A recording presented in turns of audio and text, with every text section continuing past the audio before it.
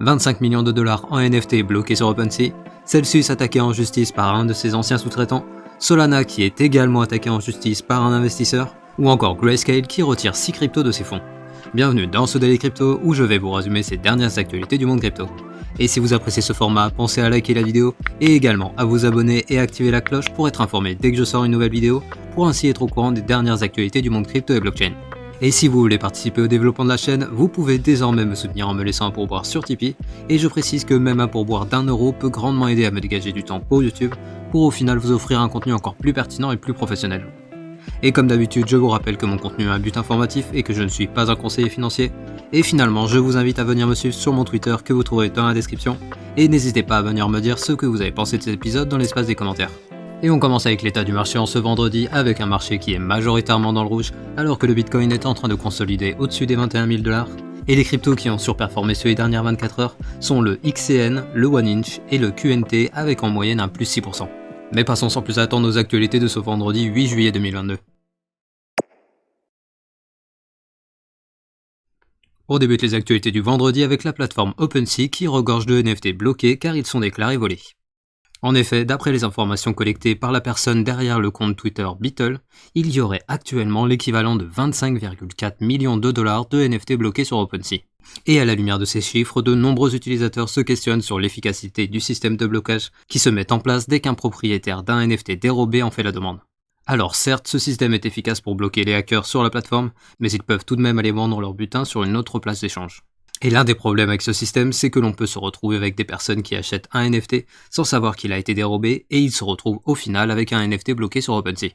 Et l'autre problème, c'est qu'il y a des petits malins qui pourraient exploiter ce système pour générer des profits en déclarant le NFT qu'ils viennent de vendre comme volé, bloquant ainsi l'acheteur qui n'a pas d'autre choix que d'aller le vendre sur une autre place de marché où il le vendra forcément moins cher étant donné qu'il est lié à une activité suspicieuse, et le vendeur initial pourrait racheter son NFT pour un prix inférieur et finalement le débloquer et le remettre en vente sur OpenSea. A savoir qu'à l'heure actuelle, aucune activité de ce genre n'a été officiellement détectée, mais cette théorie d'exploitation est envisagée par des utilisateurs sur Twitter. Bref, vous l'avez compris, la plateforme OpenSea a encore du travail devant elle pour améliorer leur plateforme, mais en attendant, il est toujours bien utile de vérifier l'historique de vente d'un NFT avant de l'acheter pour voir s'il n'y a pas des activités suspectes. Et en parlant d'activités suspectes, on a un ancien sous-traitant de Celsius qui a déposé plainte contre la plateforme. C'est-à-dire que Jason Stone et sa société Keyfi avaient pour mission de gérer des fonds pour Celsius et également de transmettre la propriété intellectuelle de leur savoir-faire sur la gestion de plusieurs opérations. Et avec l'accord passé, Keyfi aurait dû recevoir 7,5% des bénéfices nets du stacking et 20% des bénéfices nets de l'activité DeFi. Et le problème c'est que Celsius n'aurait jamais honoré la part de son contrat et n'aurait donc jamais payé la société. Et Jason Stone va même encore plus loin, car il déclare que la société avait des pratiques assimilées à un schéma de Ponzi.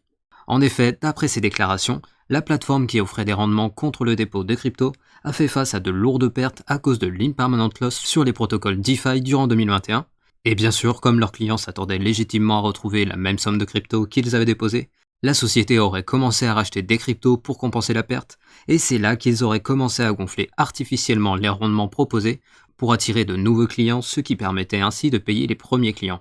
Mais attention, je précise qu'à l'heure actuelle, il ne s'agit que d'accusations, et il semblerait qu'il n'y a aucun document dans le procès verbal qui prouve que les deux sociétés ont bien passé un accord. Mais si ces accusations s'avéraient être vraies, ça pourrait être le coup final pour la plateforme qui a déjà un pied dans le cercueil, malgré le remboursement de leur emprunt sur MakerDAO.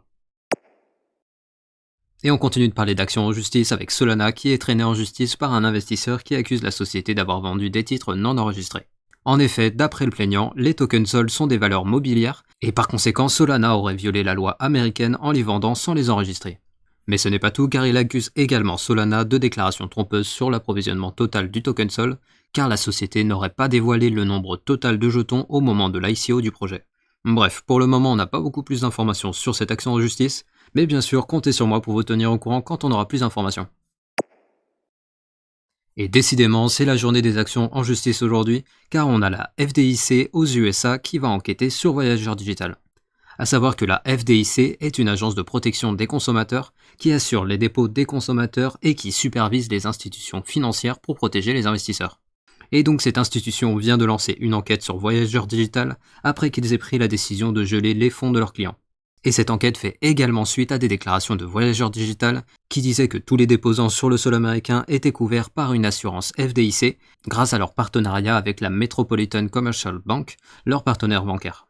Mais le problème est que le porte-parole de la FDIC a déclaré que seule la Metropolitan Commercial Bank était couverte et pas du tout Voyageur Digital.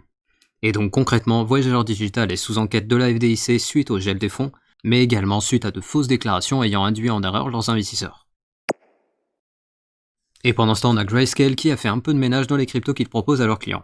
En effet, le gestionnaire de fonds spécialisé dans le secteur crypto vient de retirer 5 cryptos de leur fonds composé des cryptos avec une grande capitalisation. Et ces 5 cryptos sont le Bitcoin Cash, Chainlink, Litecoin, Polkadot et Uniswap. Et ils ont précisé qu'ils n'avaient rajouté aucun token, et donc à l'heure actuelle, le fonds est composé de Bitcoin à 68,88%, Ethereum à 25,22%, Cardano à 2,71%, Solana à 2,23% et Avalanche à 0,96%. Ce qui fait donc un total d'environ 201 millions de dollars pour le fonds des large caps. Et ils ont précisé de ne pas avoir ajouté de token à ce fonds, et ils ont également déclaré avoir retiré le token Wi-Fi de leur fonds consacré au secteur de la DeFi, qui est désormais composé de Uniswap à 56,35%, MakerDAO à 13,49%, AAV avec 12,44%, CurveDAO Token avec 7,48%, AMP avec 5,52% et Compound avec 4,72%. Et on finit les actualités du samedi avec le flash du jour.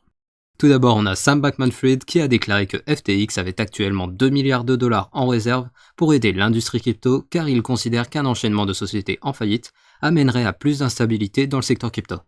Ensuite, on a Robinhood qui a déclaré qu'il permettait désormais le transfert de toutes les cryptos qu'il propose sur leur plateforme.